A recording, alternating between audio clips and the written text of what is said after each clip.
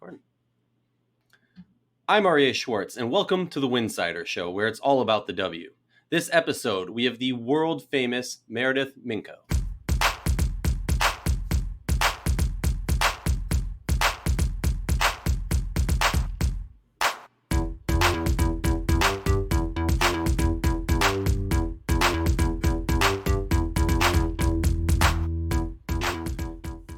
If you like our show, please consider joining our Patreon community. For less than a cup of coffee a month, you can directly show support for the hard work we do covering the W. Like I said, we're with Meredith Minkow, and we're talking the All-Star game. You were at last year, you were at this year. Say hi to the folks, and then I'm going to start grilling you on this game. All right. First of all, that intro music was amazing. Thank you. And I'm not world known or whatever, but yeah, saw everybody at All-Star Weekend, fresh off a long stay in Vegas, and yeah, it was awesome. It was ridiculous. And speaking of, good to hang out with everyone and see everyone, I got to talk about this because you've just been blowing up all over the WNBA Twitter sphere. Sue Bird's retweeting you and like direct messaging, not direct messaging, I don't know what you call it, replying to you. Liz Cambage is tweeting at you, throwing stuff on her Instagram. You probably met Kobe. Everybody is talking about you. I like to call you Mink, because I make up nicknames so I don't mess up people's names. And everyone's all about the Mink right now. It's like winter time over here.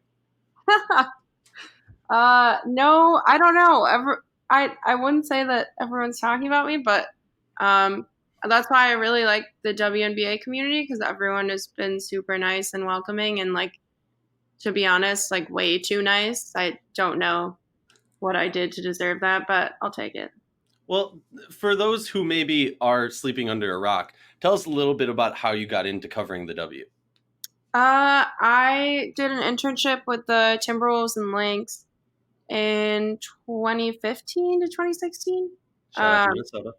Hey, and I like didn't really grow up a sports fan. My family, they're not huge sports fans. I grew up watching the Bulls because I'm from Chicago, but and my family friend owns the Sky, actually, so I went to a couple games, but I didn't know much about the WNBA until I started working for the Lynx, and I just like fell in love with the team and the players, and just same reason why I have fallen in love with the community. Like, everyone on the Lynx is so nice and friendly, and I just really like the atmosphere. Lynx games are awesome. And yeah, ever since then, I started with Lynx games. And then from there, I just started watching every team. And every team in the WNBA to me is likable. Like, there's really no one you can hate. Even as a Lynx fan, I should hate like the Sparks, but I don't.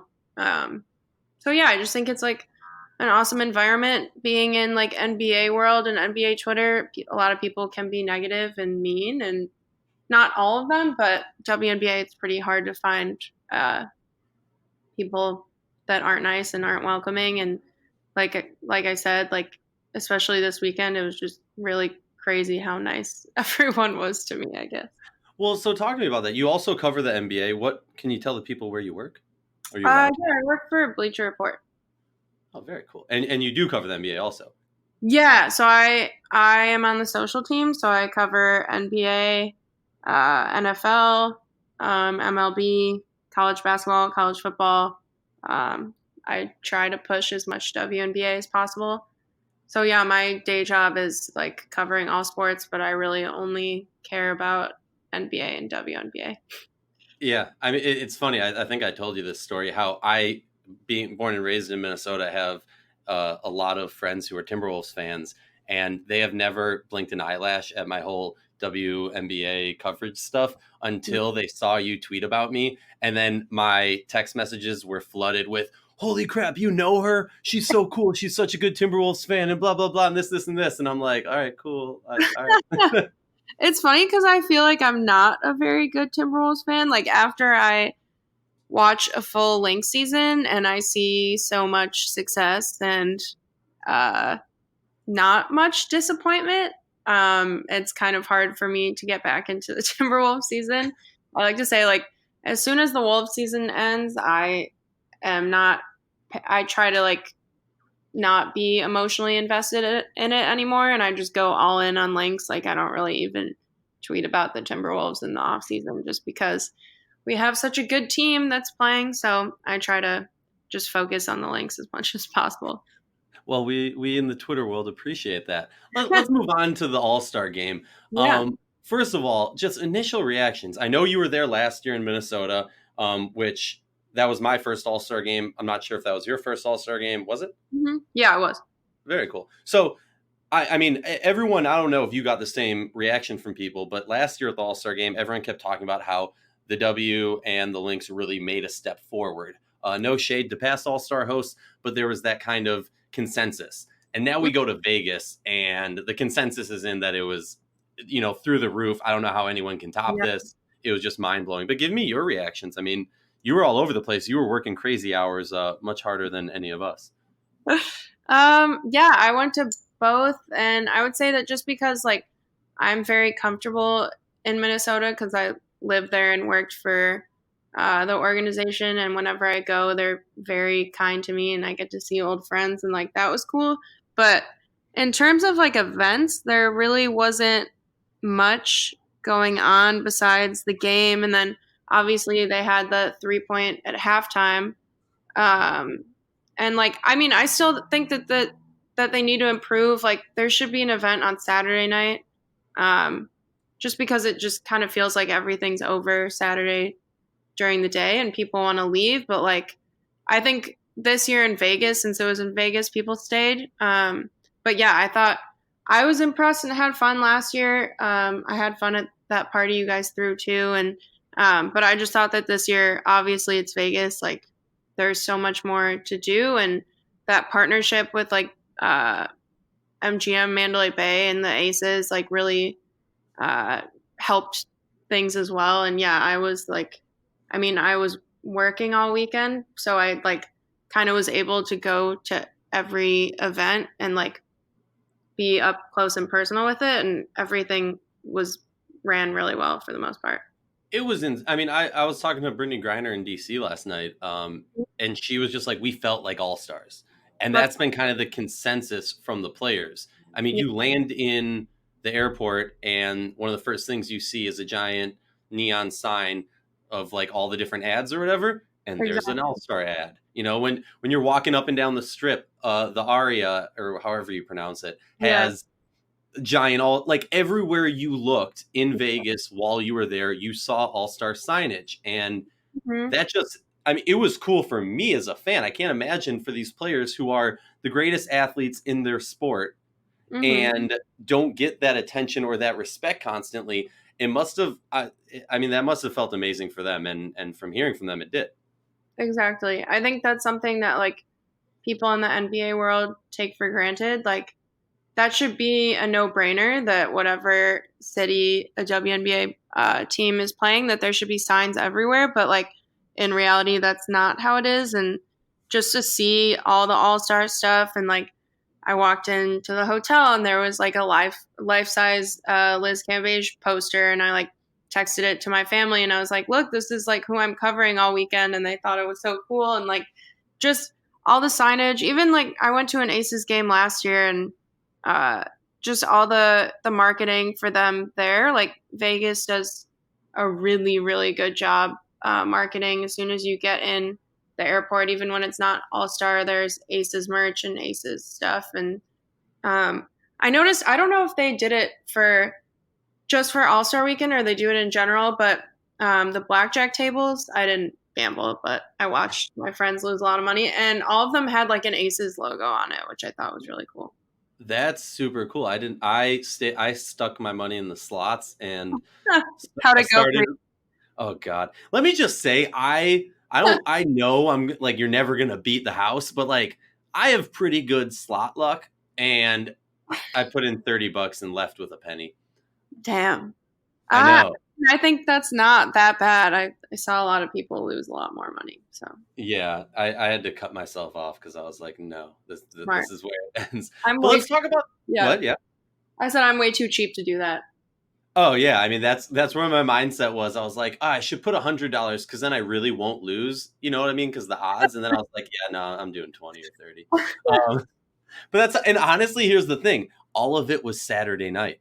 If they would have Yeah, had an event, I would have been busy, and I would. So I yeah, blame you, WNBA. Reimburse me my $30. exactly. That's a really good argument for more events on Saturday night. So let's talk about the events, though. I mean, yes, if we're going to talk negative, I think the one negative, there's two critiques that I have of All Star Weekend, and I want your take on this. One, the practice that they had for the teams was closed for fans, Yeah. and I'm going to be real, like it's an All Star game practice, not much game planning or anything is going into that, and they're doing some goofy games and they're dunking and stuff, and that isn't necessarily for us media. Yes, it's nice that we get to be on the court and interview them and stuff, but I feel like that's something that in the future, if we're going to change something, the fans should be there because that's an awesome experience. And to give them one more event, they're coming all the way out there, they're paying for the tickets. I think that would be great. Yeah. And then the other thing is with if you're having a Snoop Dogg, Liz Cambage, Iggy Azalea concert and an after party the night before, maybe just maybe push the game to like 4 p.m., 3 p.m. I mean, like I don't Uh, know how hard it was. I know it was hard for me to get up that morning and get my butt out of bed and get over to the game and get there for the interviews and all that jazz. I can't imagine for the players who were in VIP actually hanging out with Snoop and all these other people. Also, I met Flava Flav, and he's a big WNBA fan. Did you know that? yeah, I met him too. But yeah, he and Chanae were. I got a video of him and Chanae talking, and yeah, he's a big WNBA fan. He really wanted a picture with Liz, which I thought was funny. That is hilarious. Yeah, Um, I agree with what you said. Was the practice closed off last year too? I the can't remember. practice was open last year. Yeah, so I remember like fans having a lot of fun because like Skylar Diggins was like sitting in the stands and trying to shoot from there, and she was with everybody and people like that. Um, Yeah, and it gives them also an opportunity, get photos and like random autographs and stuff. yeah, I And also yeah, agree that like the game was so early. Like I that night I got like 3 hours of sleep, and I just feel like, and I can't blame the players, but like since there was so much going on in Vegas, I feel like the game itself was like by the time it happened, everyone was kind of, I don't know. There were just so many events and parties for them before, like just kind of live it up then and then just like chill in the game. Like I definitely noticed a lot of players just like having fun and not really like trying, which I oh cannot yeah. cannot blame anyone. I'm not gonna name names, but there is a few players who, after the Mystics Mercury game last night, and I was asking them, or I guess whenever you're listening to this, the other night, I was asking them about that, and they're like, "Let's be real, we're adults here. There's definitely some people who were still a little bit drunk by the time the game was coming around." That's amazing. Yeah, I that was mean, so early. I'm not sure why. oh my god! And like, all right, let's put this into perspective for the fans. The game starts at 12:30. That means players have to be there 2 to 3 hours before. Yeah. Like, come on, it's Vegas. Places aren't closing down till ridiculous hours. But Yeah. all right, whatever. But I agree with you, and I would say the only other critique, I guess, for the skills challenge, I would have liked to see maybe a bounce pass or I've never watched the NBA skills challenge, so I'm not the one to talk about it. But I feel like they could have added one more event, one more thing in it in the whatever. Now I gotta throw some shade at you. Sorry, but Oh. you were working so much that you didn't even notice the bugs. Yeah, I am so confused. Honestly, like I saw a tweet about that before I went, but I didn't see where it was, and I was just like, that's disgusting. And then everyone was talking about these bugs, and I walk the strip a lot. Like I like to get up and walk, as a lot of people probably know. Like I would get up at 6 and walk before I would walk for like 3 hours because it's just cooler in the morning. And I did not notice any bugs. I also wear glasses and I don't wear them all the time, so maybe that was it. But I yeah, I had a completely different experience than everyone else, and honestly, I'm grateful for it. So Well, I do think they were coming out at night. I don't know how much because when I was walking around during the day, I yeah, also didn't see them. But at night, it was It was. Oh, okay. Well, that makes sense then. It was like biblical plague. Like it was Right, ridiculous. that's really gross. And I've seen like articles about different Vegas restaurants serving the Oh, hell whatever no. they are. Yeah, right, right. No, It's just I'm good on that. I'm sorry you had to go through that. Well, I heard a WNBA player on Dallas, I'm blanking on who it was, tweeted Oh, out that her Uber driver, Isabel Harrison. yes, she said her Uber driver was opening the door to let him in so he could eat them. That's disgusting. I'm not rolling with that. That's not getting me the protein I need. We need to have a dialogue, and we need to, shut that down. That's not okay. All right, talk to me about how awesome it was to have a headlining act of Liz Cambage, Iggy Azalea, and Snoop D-O-double-G. Yeah, I mean, I got to follow Liz around the whole weekend, which was really awesome. I've been a fan of hers for a really long time, not just from like what she does on the court, which obviously is amazing, but I think like the type of person that she is, it is, I mean, completely opposite than how I am. Like I'm very quiet, but I really admire, like, she stands up for herself. She speaks her mind. I really like how open she is with like mental health and struggles that she's gone through. And um, I tweeted it, but like spending the weekend with her, like she really does whatever she wants and is very unapologetic about that, but could not be like a nicer person. Like took the time to sit down with me and like, I mean, it was a really busy weekend and there was a lot of drama and she just apologized for that. And like, I got to show her the pictures that I took of her and she was like blown away by them. And then afterwards, like thanked me once I went home, like on Twitter, thanked me and sent me messages and like just a lot that she didn't have to do. And just being able to follow her around, she's like such an interesting and like complex person. And just to see that firsthand, like her group of friends are so nice. They were so welcoming. I can't say like enough good things about her. Every WNBA player I've spent time with has been super nice. And I just think like the league could have marketed her performance a little better. And also like they're not really marketing her correctly. Cause like if I were to just follow the league accounts, I would have no idea that she DJs and like does all this other stuff. And I think that's so cool. I think in general, the league kind of drops the ball on like highlighting all these players and what they do off the court. Cause it's really, I think that's like part of the most interesting thing. I kind of went long on that answer, but no, first of all, you're 100% right. Yeah. Just the fact that like those people wanted to meet her and wanted to perform with her, like that in itself, like she's a brand. Like she's probably the biggest star in terms of like, I mean, obviously Candace Parker is a huge star, Maya Moore, Diana Taurasi, but like all the other stuff that Liz does that's not on court, I would probably say she's the biggest like personality and brand and asset to the league right now.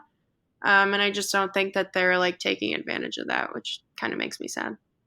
Oh, 100%. I mean, I think a constant complaint about the league, and I hope that Kathy takes this or listens or hears about her, is just like, I mean, it's the constant five, as I always say. Like these five players that you are just consistently like promoting, and I get that. I understand that, small amount of resources, small amount of whatever. But at the end of the day, you have so much individuality and you have so much different personality. Liz is a great example of that. Courtney Williams is a great example of that. Diamond DeShields, Erika Wheeler, like we could go on and on and on. And yes, if there's players who don't want to be in the spotlight and don't want the attention and marketability, fine, that's cool. But I haven't come across any of those players yet. And we just need to find a way. They need to find a way to promote them more. I completely agree. First of all, I will say I'll throw some shade at the league. From my understanding, and anyone can correct me if I'm wrong, there was a disconnect between the concert and the league. Yeah. The concert was run by Mandalay, right? Or MGM? Yeah. So I think there was like a disconnect between MGM and the league. Like the entire. Well, I think part of the problem was that just like the concert was run by MGM and not the league. So because that was happening, the league kind of stepped away to what you were saying. They needed to do a better job of promoting that, even if they're not directly involved in it. And I can get it. You know, you have a rapper who has some inappropriate songs performing, but he's also someone who's extremely vocal and supportive of, you know, the female athletes out there. We all saw Snoop talking about the USA team and whatever. Yeah. Yeah. So I agree. I mean, also, what you were saying about like how many other interesting personalities there are, like Erika Wheeler, that was a perfect example of that. I mean, I didn't really know her story until now, and like those are the types of stories in the NBA that really get me and like get people working for a sports company. Like those types of stories are the ones that are worth telling. Like we posted her speech on our national account. It did really well, and like no one even knows who she is, which is a shame. That's kind of what, like, I've started doing this like photo series. I started with Jordan Canada like a couple weeks ago, just because I think that she's like one of the coolest players in the league. Not just like her on court, her game is really, really fun to watch, but she's like the nicest person ever, and I'm just trying to like tell. And a world-class singer.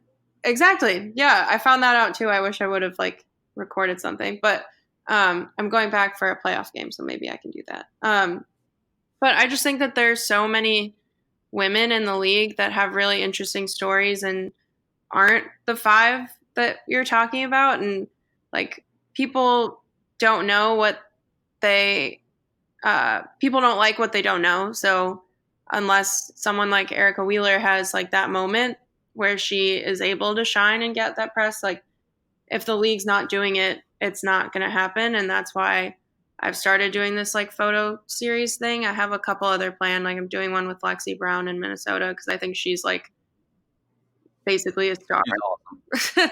Like just personality, and then her game like to me is amazing. Then I'm going to LA in 2 weeks and trying to plan some stuff. It's like, I don't know, in my eyes, like if the league's not going to do it, like I don't have a huge platform, but I love photography and I like telling stories through that. So if I can help out in that way and like just help market the league, like even like those fanny packs they gave out to media, like I tweeted about that and like it went crazy, and so many people DM'd me and asked me like, where can I buy one?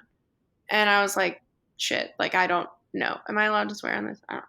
But yeah, I was like, well, I don't know. Like they just gave them out to media, and I ran into people from the league, and they were like, we're so happy you tweeted about the fanny packs. I'm like, you should sell them. Like they're really cool, and I am wearing mine like all the time, and it's like it's perfect marketing. I don't know. They're almost there. They just need like a little bit of help. They need that little push. I mean, I got it, and the second I got it, because my fiance had already seen you tweet about it, immediately texted me and was like, "Did you get it already? Okay, bring it over to me. I need that." That's amazing. So, yeah, I was like, "All right, cool. I better do this. If happy life." But all right, talk to me, because I think this was an all-star game that, if you want to be cynical, was lacking star power, and people have said that. I don't agree with that statement, but people have said that. I think I understand where they're coming from. But 2 people really, really shined this weekend. We talked about Erika Wheeler. Another person that I really want to mention is Diamond DeShields. Have you spoken to her? Because she is an amazing personality. Well, I spoke to her in the locker room because I went in before the game to get like some photos of people's sneakers, and she was eating like a peanut butter and jelly sandwich, and I rudely interrupted her and asked if I could take a photo of her shoes. But like she, to me, like looks like a star, just the way she like dresses on the court, obviously with the glasses, and then she has like a calf sleeve, and like I don't know, she just reminds me of like, she looks like she's like from like the 80s or something. And obviously like the way she plays is super exciting. She's so fun to watch. She seems like the nicest person ever. I was like so excited that I got that photo of her when she like walked out and did the Megan Rapinoe like celebration. Yeah. I just think like she has so much personality. She dresses amazingly, and I mean, just their like flight when they were delayed. I was following her story and like she was just having fun with it and laughing, and obviously like not ideal situation. But I just think that whole Sky team, like they have a lot of really cool personalities, a lot of star power. Yeah, I think she was like one of the highlights of the weekend for sure. I have to say, she has this element to her that Mhm. there's very few athletes that have it. I call it that, like that star sprinkle or whatever. Yeah, I remember like the first time I met Diana Taurasi, like she has it without a doubt. The first time you speak to her, you immediately get it. yeah, Sue Bird, yeah. she has that. Lindsay Whalen, she has that. Diamond DeShields has that, Mhm. and this league would be doing a giant disservice to themselves and the growth of women's sports if they did not highlight her and give her as much camera time as she will do. I think they will. I think she's kind of like forcing that now, not like forcing it, but like in the age where like social media is around, like I think fans are kind of pushing that because even if the league isn't identifying that now that we have social, it's like it's very clear that people are talking about her and she's super exciting and everyone wants to watch her play and wants to hear what she has to say. So hopefully the league like listens to that and catches on. I mean, there are so many young uh, stars in the league that like have that. I mean, not to her like degree with like charisma and stuff, but the young players, like it's a new wave, and I think there are just so many that have at least a little bit of like that swag or star power that you're talking about. Oh, I definitely think you're right about that. And Jordan Canada's, I haven't personally spoken to her, so I don't want to, say that she has that. But just watching her game, she has that or that, I don't know, whatever you want to call it. She's like the Um, game is great. I had just never met someone so nice before. She's like very chill. And after the weekend that I spent with her, she like thanked me so much for like all the photos I took of her, and I like made sure to get her on like league fits because like everyone wants to get on league fits now and like slam and BR kicks and stuff. And she was just so grateful. And then I mean, when I did that with Liz last weekend, she was so grateful too. It's just like working with NBA players, I kind of they're really nice too, but like they get so much coverage that they don't really. You're supposed to be like honored to cover them instead of like WNBA players who are honored that you're covering them. And I'm just such a fan that I am always shocked when they're so nice. oh yeah, you are hitting it on the head on this one. All right, let's move on to post All-Star game. Oh, Looking forward to the rest of the season. yeah. All right. This is crunch time. We haven't really seen any team break away from the pack. Do you have any predictions for the rest of the season that you want to talk about? So I guess I just have takes in general. I think that the Sun, I mean, I really like their team and they have a lot of really good players. But to me, they remind me of like the Milwaukee Bucks in that like Mhm. I'm not gonna fall for it. Like obviously they got out pretty early last year, and I just think that like there are regular season teams that do really well, and then they kind of fall apart in the playoffs. And I feel like no shade. I mean, I guess it is, but like I don't really believe in the Sun. First of all, I'm gonna give you some snaps for that one because it's like fool me once, shame on you. Fool Exactly. me twice, shame on me. And now it's like, all right, the only thing they can prove at this point is by doing something in the playoffs. Yep. Um, Also, like all right, what else? I don't watch a ton of Mystics games because if I'm being honest, I'm so happy you brought them up. I'm so happy you brought them up. they don't really like. I love Natasha Cloud. Obviously, Elena Deladon is amazing, and like I love Christy Tolliver, but I think their style of play like doesn't interest me as much. Like I really love watching the Sky, Lynx, obviously, Aces, obviously. But for some reason, like I maybe the Mystics are just too like surgical and good.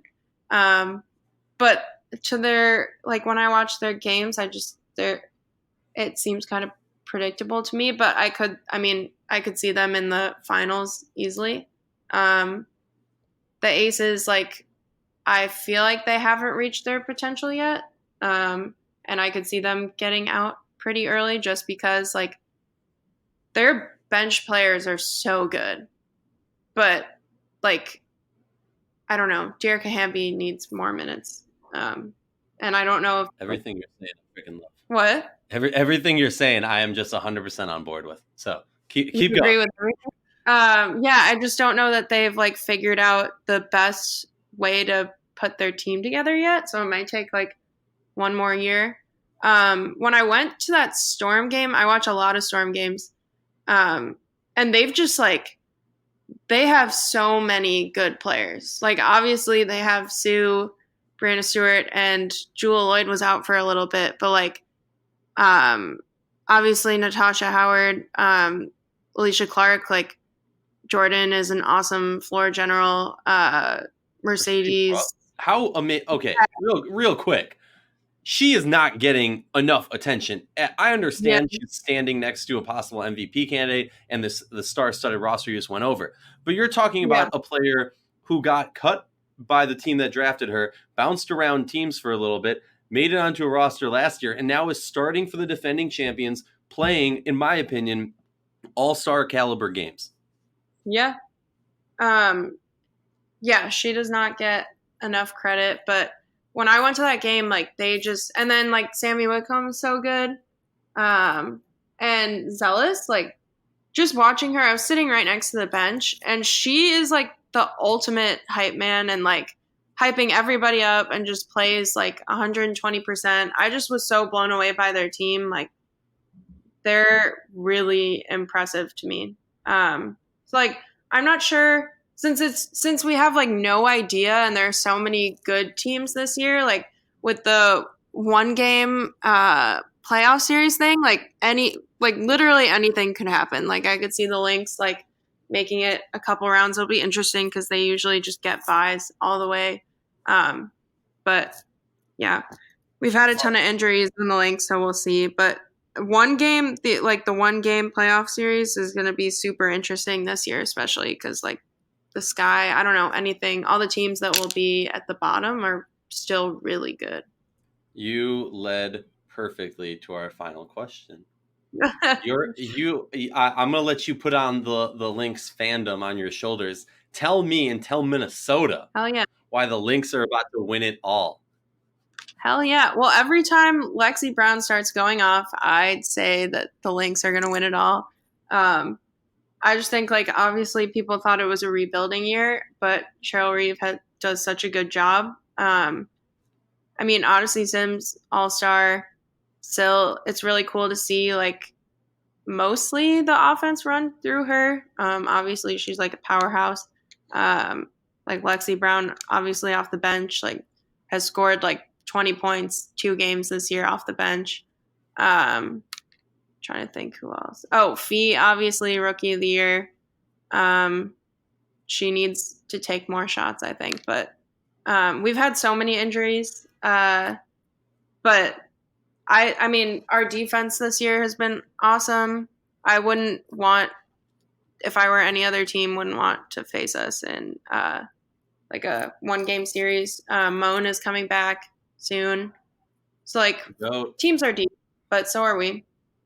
Yeah, and think about it this way: do you really want to face one of the greatest coaches in WNBA history in a one or done that has a former Finals MVP, like rookie of the year, right? Like people, oh yeah. Look, we can talk about it, but in my opinion, you're totally right. Like at the end of the day, this team has similar to what you were saying about the Aces. I don't think we've even seen what this Lynx team can do because when the offense gets going, the defense is kind of lackluster. When the defense gets going, the offense stumbles a little bit. So I'm excited. And also, all right, we don't know if Maya's coming back. We don't know if Brunson's coming back. But just imagine this. Imagine those 2 players and a healthy Simone come back next season. Yeah. With this roster, you're going to have to make some tough cuts. And as, you know, Eric Beck, our WNsidr Lynx reporter said, that might be the deepest roster if those 2 players come back or 3 players, I guess. And that's just that's a crazy thought. And we have Karima Christmas-Kelly's injured. I was really sad that Jessica Shepard tore ACL. She was like, she literally grabbed every rebound. like looked like Brunson, like in her just like offensive rebound, defensive rebound. Like she just seems like such a nice person, and she was like a fan favorite just from like the beginning. I was really disappointed to see her get injured, but yeah, we have so many people injured that will come back, and I mean, I think Maya is gonna come back, but we'll see. I guess. Anybody who likes basketball has to hope that she comes back, and I completely agree. I think interesting about Shepherd is you would have this debate of who's the rookie of the year between two players on the same roster, if you ask me. Yeah, she was playing so well. And the combination of her and Fee together, it was almost this mindset of like, we came from winners and we're going to continue to win. I don't care where we are. Yep. They bought into the system. All right. I've kept you long enough, Meredith. Tell me where they can find you. Where can the people find you? You can find me at MURRMINKS. That's where I am. Boom, boom, boom. Well, thank you so much for joining us. Appreciate Thank you for having me. I was so excited when you asked. I was like, this is such an illustrious podcast. I'm honored to be invited. All right. Well, I don't take compliments well. So, as we always say, we believe the players of the W and its community deserve the same in-depth analysis and respect that men's sports receive on a daily basis. With that in mind, please consider joining our Patreon community to help support us in the hard work that we do.